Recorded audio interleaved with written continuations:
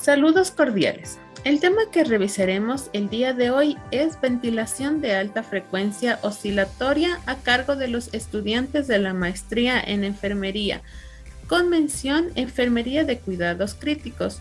Los integrantes son Carla Chicango, Evelyn Huaca, Michelle Montenegro, Anabel Sandoval, Brian Villarreal y mi persona, Yasmín Cuaspuz.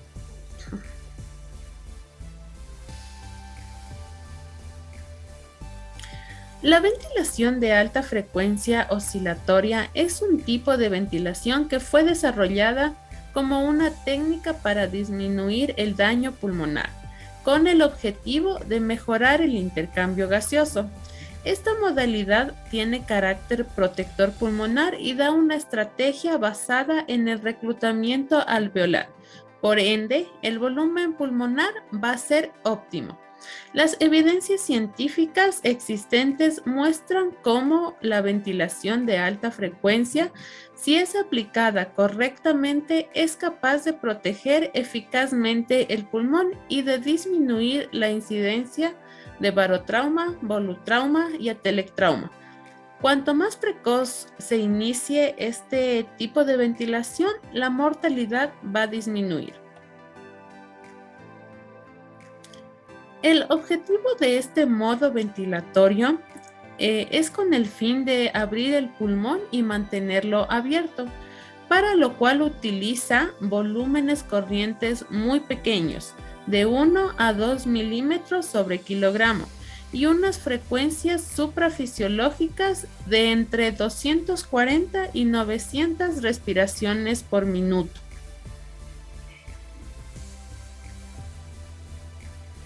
En la descripción de la técnica, la BAFO requiere tres elementos fundamentales. Primero, una fuente de flujo de gas fresco continuo. Segundo, un mecanismo oscilador.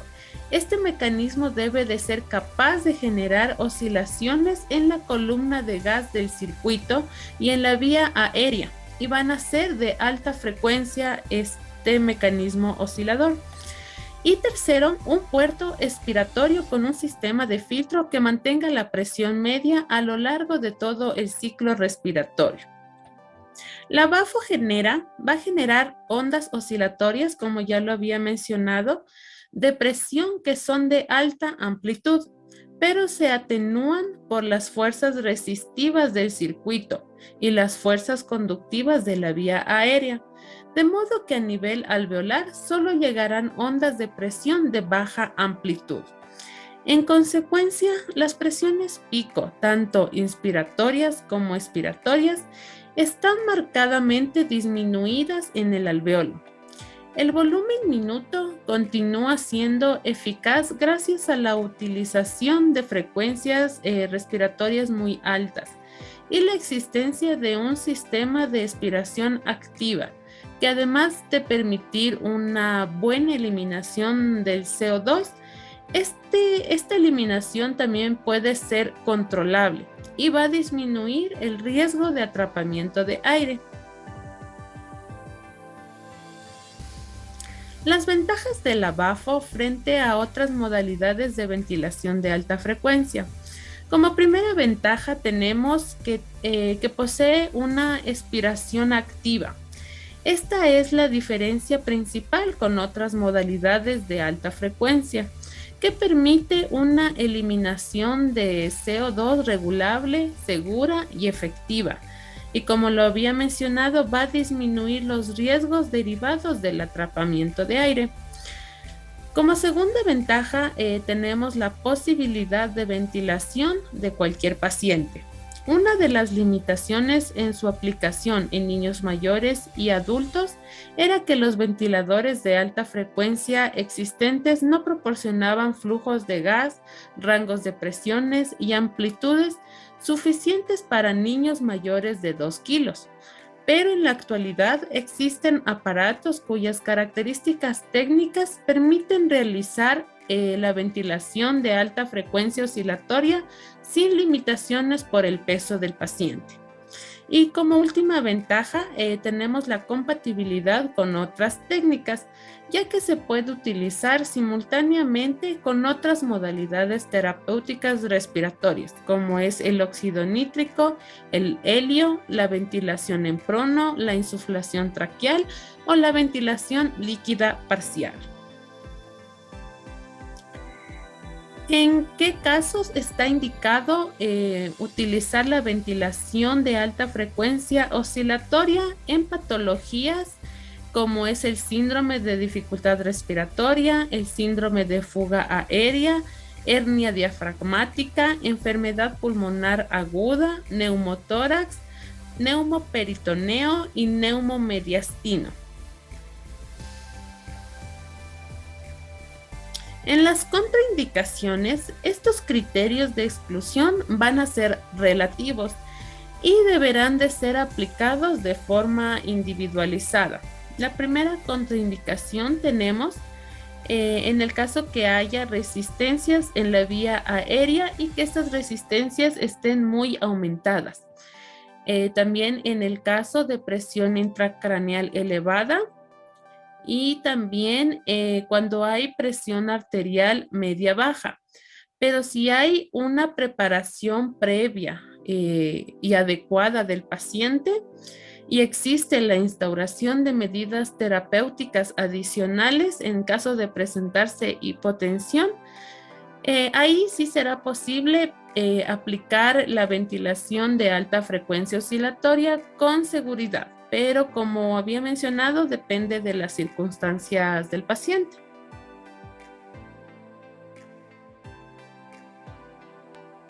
Requisitos de monitorización de la ventilación de alta frecuencia oscilatoria. ¿Cuáles son los requisitos que nosotros debemos monitorizar en el paciente? Generalmente lo que vamos a monitorizar es la presión venosa central, la presión intraarterial y la monitorización especialmente del pH, la presión de oxígeno y también la presión de CO2. También lo que vamos a tomar en cuenta aquí es la preparación del ventilador, calibraciones y montajes. Es necesario que el montaje y el circuito del paciente es sencillo y algo lógico, siguiendo las instrucciones del fabricante. No obstante, deben tomarse en consideración las siguientes precauciones. Lo que debemos de tomar en cuenta primeramente es el estado y colocación de las válvulas de vaciado y control y límite, ya que constituyen la causa más frecuente de fallo en las calibraciones. Es importante y esencial que las válvulas de anclaje se encuentren perfectamente en el circuito del paciente, así como poner especial cuidado en que no se desajusten al colocar los conectores con la rosca de los tubos sensores correspondientes. También es importante el cierre correcto de los 4 cierres de compartimiento oscilatorio, como es el de sujeción, el de circuito diafragma, y también hay que tomar en cuenta la válvula de desagüe de la trampa de agua. También es importante que una vez ya conectado el circuito y previamente a la conexión al paciente, se deben realizar las calibraciones obligatorias, tanto del circuito del paciente como vamos a comprobar el funcionamiento del ventilador. Es importante si no pasa correctamente estas calibraciones, debe buscarse el origen del problema. La mayoría de los casos se debe a que está inadecuadamente el montaje, tanto sea del circuito o también se debe a que a veces existe fugas. Es importante buscar el origen que está causando este mal armado.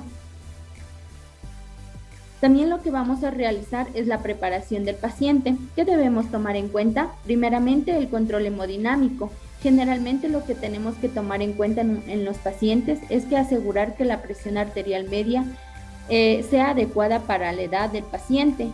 También vamos a monitorizar la presión venosa central, que se encuentre entre 10 y entre 15 centímetros de agua. Es importante también considerar que aumentar previamente el pH con bicarbonato si es menor a 7.28. También vamos a monitorizar lo que es la sedación en todos los casos y bloqueo neuromuscular en pacientes mayores de 2 meses según la tolerancia. También es importante que aspiremos bien al paciente previamente a la instauración del respirador. También es importante y recalcar que aquí se debe de utilizar las aspiraciones. La aspiración debe de ser cerradas o también en línea. ¿Cómo vamos a realizar la programación inicial del respirador, de la ventilación de alta frecuencia oscilatoria? Primero lo que vamos a realizar son 2 calibraciones obligatorias del aparato antes de iniciar su uso en cada paciente. También es importante que se encuentre una FiO2 mayor al 100% y también comenzar con una PAU de 4 a 8 centímetros de agua y ir incrementando progresivamente entre 1 y 2 centímetros de agua según sea necesario hasta lograr un volumen pulmonar óptimo de cada paciente. Es importante también tomar en cuenta el flujo. Previa a la conexión al paciente, colocar los modos de ajuste de la PAU, tanto desde límite en la posición máxima. Es importante también tomar en cuenta lo que es aquí la frecuencia.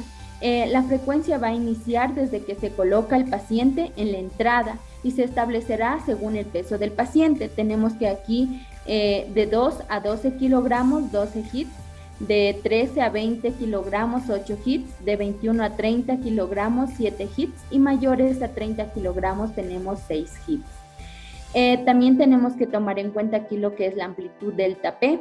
Generalmente se comienza con 4 y vamos a ir aumentando progresivamente hasta conseguir que la vibración del pecho del paciente llegue hasta el ombligo, especialmente en los recién nacidos y en el lactante y también en el lactante, y en los niños adultos es hasta llegar al muslo. También es importante el porcentaje de tiempo inspiratorio, que debe estar en un 33%. Ventilación de alta frecuencia oscilatoria de pistón. ¿En qué consiste? Lo que vamos a iniciar es con un modo de ventilación CPAP. Este modo de ventilación de CPAP va a activar el pistón. Una vez que se active, va a poseer, lo que posee es un mando de selección de frecuencia y amplitud. De esta manera, la presión media se debe regular mediante el mando de la PIP. También es importante tomar en cuenta que aquí el porcentaje de tiempo inspiratorio es del 33% y puede cambiarse de 40 a 50%, depende de las condiciones del paciente. Es importante también el flujo, que no puede regularse. Estrategias generales en cuanto al manejo y la modificación de parámetros. Es importante que antes de iniciar la ventilación de alta frecuencia oscilatoria, generalmente lo que nosotros tenemos que tomar en cuenta es la FiO2, en función de la gasometría que se le realiza al paciente. Debemos alcanzar una FiO menor o igual al 60% e ir modificando de acuerdo a la condición y a la necesidad del paciente. También es importante alcanzar una FiO menor o igual al 60% y se irá disminuyendo la PAU en decrementos de 1 centímetro de agua si tolera el paciente, si es tolerable por el paciente.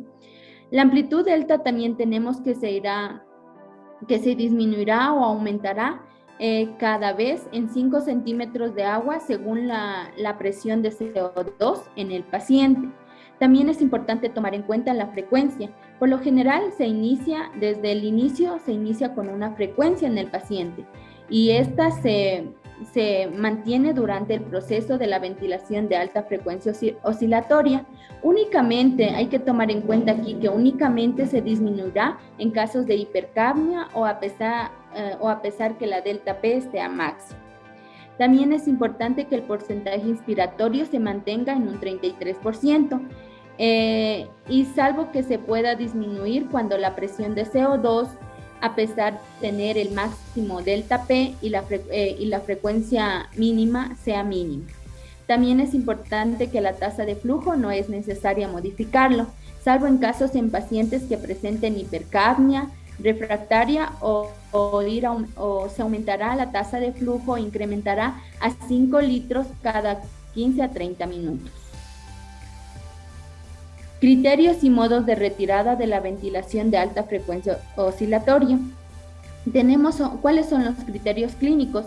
Generalmente en la clínica se maneja que el paciente durante la succión o la desconexión que se le realice transitoria no produzcan desaturaciones mayor a 10 minutos o una vez reinstaurada la ventilación de alta frecuencia oscilatoria.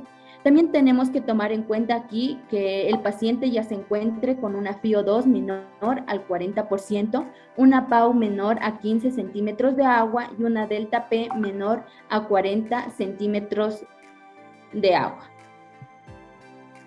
Modo de retirada.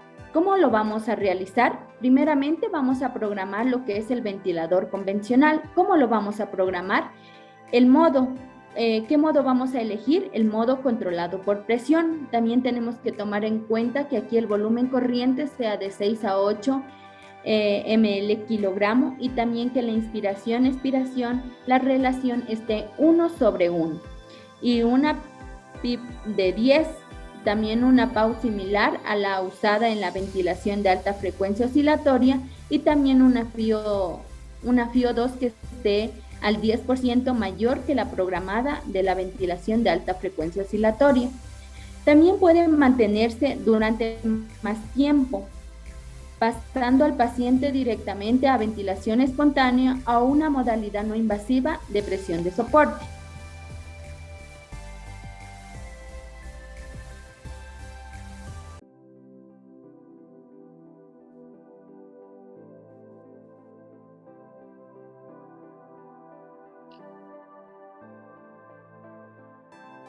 Bueno, yo les voy a hablar acerca del control clínico del paciente.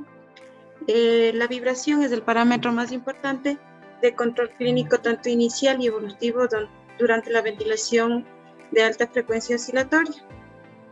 Es importante que el temblor y la vibración se originen en el paciente.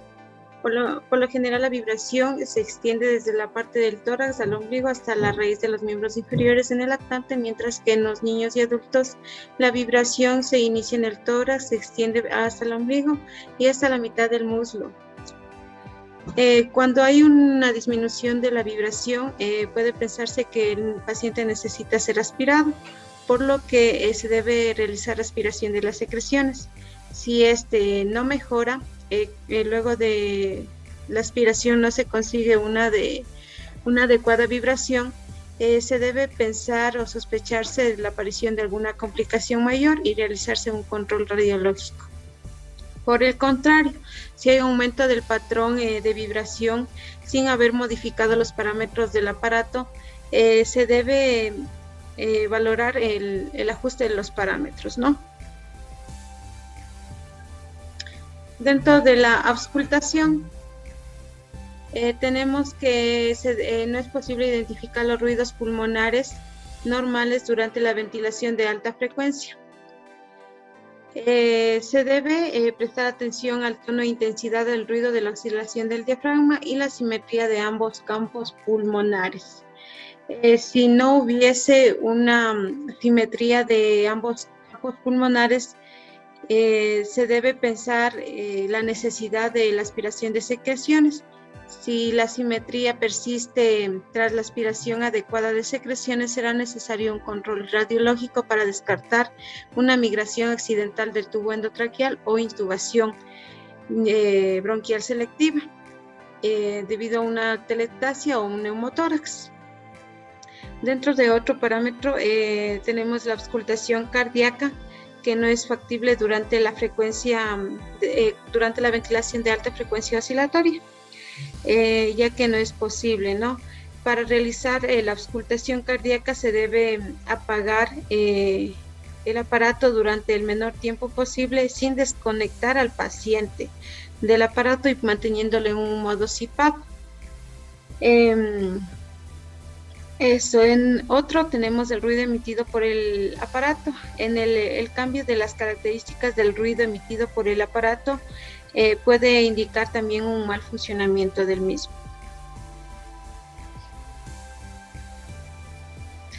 Otro Otro parámetro a valorar es la aspiración del paciente con sistema cerrado de aspiración. El paciente debe ser aspirado previamente a la colocación del aparato de alta frecuencia y después se realizará solamente si es necesario, sobre todo durante las 24 a 48 horas de la ventilación de alta frecuencia oscilatoria, por el efecto deletero de la pérdida de volumen pulmonar óptimo. Aún así, el funcionamiento de la ventilación de alta frecuencia oscilatoria, especialmente la aspiración, es extremadamente sensible a la acumulación de secreciones del tubo endotraqueal y el paciente debe ser aspirado siempre que disminuya el temblor del paciente y se vean secreciones en el tubo. Aumenta el nivel del CO2, de anhídrido carbónico, o la disminución de la saturación de oxígeno. La aspiración se debe realizar preferiblemente a través del sistema cerrado de succión, sin desconectar al paciente del ventilador y aumentando de forma transitoria la FiO2 al 100%. Al colocar un sistema cerrado de aspiración es importante que el adaptador no sea de menor calibre que la conexión del tubo endotraqueal, ya que se produce un aumento significativo de la presión parcial del CO2 en los pacientes en los que se utiliza un adaptador de menor calibre al del tubo endotraqueal.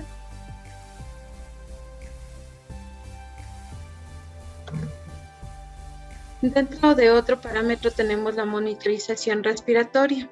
Dentro de esto está la pulsiometría, que es una guía para ajustar la FiO2, ¿no? Por lo general su medición no se interfiere por la ventilación de alta frecuencia oscilatoria, aunque la fiabilidad varía en función al tipo de pulsiosómetro, utilizado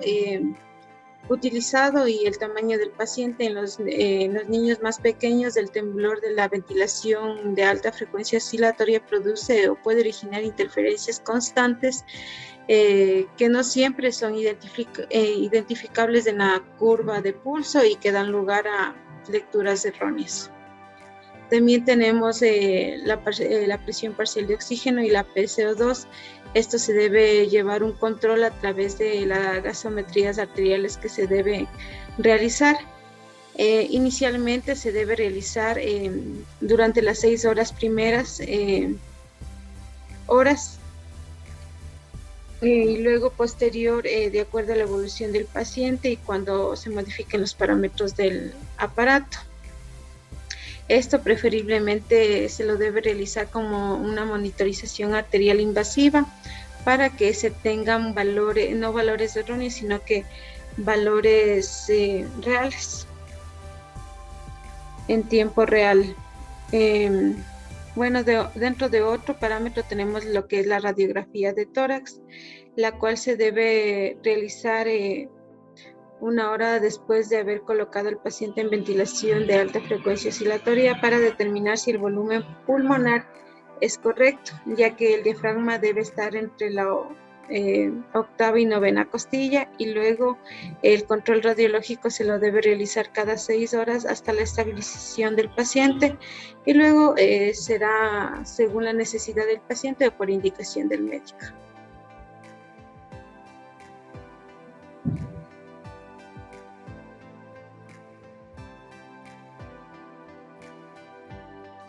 La monitorización hemodinámica, dentro de esto tenemos que realizar un control de la frecuencia cardíaca, de la presión arterial media, un control de la PVC, un control del relleno capilar, y según la necesidad del paciente o de la patología del paciente será necesario realizar un control del gasto cardíaco, la saturación venosa mixta y la presión de enclavijamiento.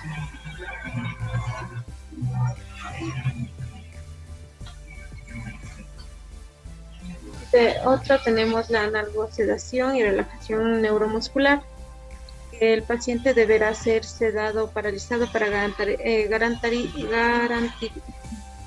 garantizar una ventilación adecuada y prevenir la sedación de disnea de la ventilación de alta frecuencia oscilatoria, ya que puede producir en el paciente consciente o semiconsciente al no producirse una expansión-contracción fisiológica del tórax.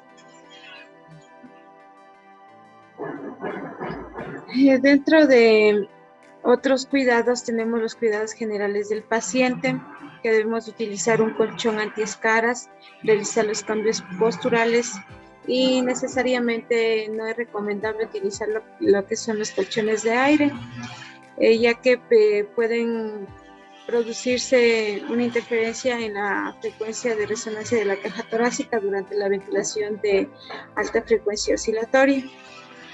El paciente deberá ser colocado en posición, la colocación del paciente y la posición de la tubuladura. La cabeza debe orientarse hacia el ventilador, la tubuladura debe tener una ligera inclinación descendente hacia el aparato para permitir el drenaje de agua y de secreciones, y el paciente puede estar ventilado en decúbito supino, lateral o prono, aunque la posición prono por lo general no es muy recomendable, ya que causa un poco de interferencias y de dificultad para monitorizar al paciente. La humidificación y calentamiento. Las calibraciones iniciales deben realizarse con el humidificador ya colocado. Y se debe realizar el vaciado frecuente y parcial del depósito de agua, dejando un sello de líquido que evite el cambio de presiones del sistema.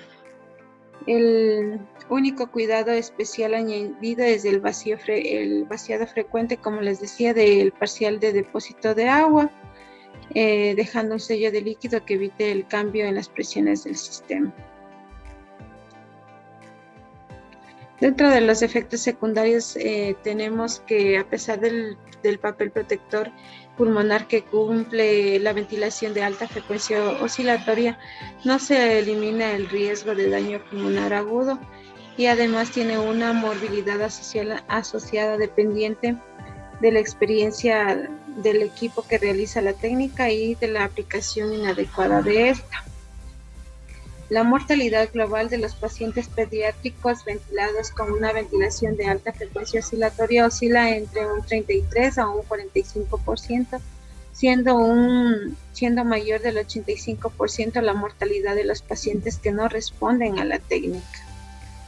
La principal complicación es la aparición de nuevos síndromes de escapes aéreos, dentro de cuales tenemos un porcentaje del 20 al 25% de los casos. También tenemos una repercusión hemodinámica. Algunos trabajos que sugieren que la ventilación de alta frecuencia oscilatoria pueden disminuir lo que es el retorno venoso de la circulación sistémica, al comprometer la circulación pulmonar cuando el alveolo es sobredistendido. Sin embargo, esta disminución del llenado ventricular izquierdo puede prevenirse mediante un manejo adecuado de los líquidos y del soporte inotrópico. Más aún existen algunos datos que apuntan que las interferencias de la ventilación de alta frecuencia oscilatoria sobre la función miocárdica y gasto cardíaco son similares o menores que en la ventilación mecánica convencional.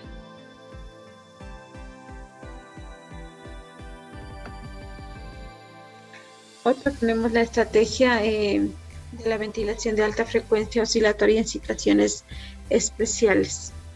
Dentro de esto tenemos el escape aéreo grosero, esta estrategia se aplica en hiperoxia y en hipercapnia permisivas, por lo cual se debe comenzar con una pausa similar a la que venía utilizando en la ventilación mecánica convencional, aún expensas de utilizar una FiO2 más alta, ¿no?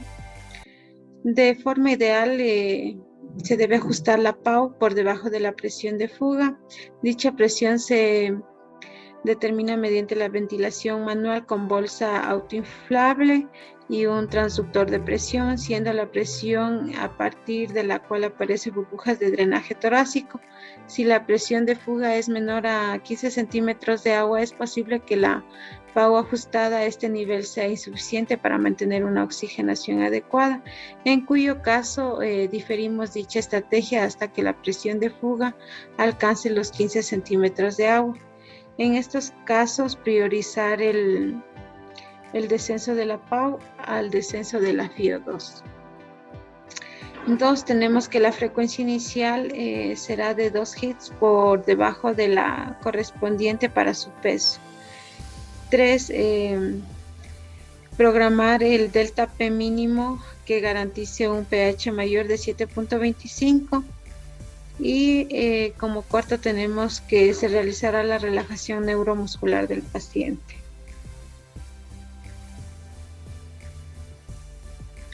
Dentro de los cuadros obstructivos, resistencias aumentadas, tenemos el asma y la bronquiolitis.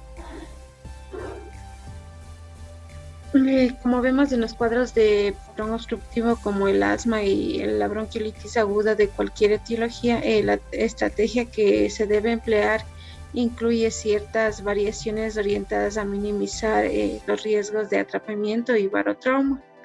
Entre esos tenemos como primero establecer la PAU inicial únicamente entre 1 a 2 centímetros por encima de la que se estaba empleando en la ventilación mecánica convencional. 2. Que la frecuencia será de 1 a 2 hits por debajo de la estimada de la función del peso. 3. Programar un delta P mínimo que garantice un pH mayor del 7.25. El 4. Mantener un flujo de 5 a 10 litros por minuto por encima del correspondiente con reajuste de la PAU a nivel del deseado. Y 5. La relajación neuromuscular del paciente. En la patología combinada, en los casos de patología combinada, la estrategia aplicada debe individualizarse dependiendo de la situación del paciente y del predominio de cada enfermedad.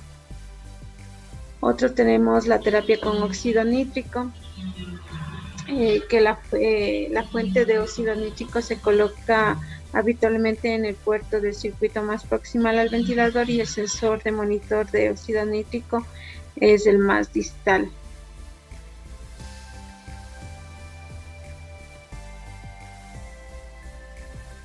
Otros tenemos la terapia con helio, que no existe al momento actualmente, ¿no? Esta terapia, más bien, según este artículo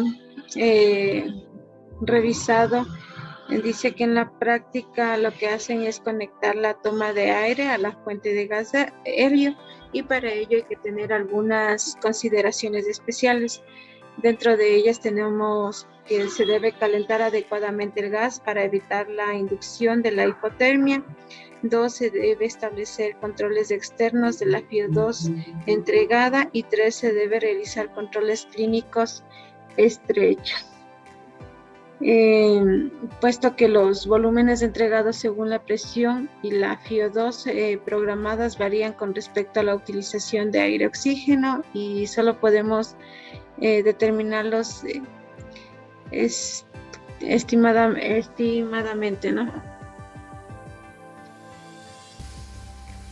Dentro de otro tenemos la ventilación en prono. Esta ventilación en prono tiene las mismas indicaciones o limitaciones y complicaciones durante la ventilación mecánica convencional, y se debe prestar especial atención en evitar la desconexión accidental durante el cambio postural, así como la variación en el patrón de la vibración del paciente.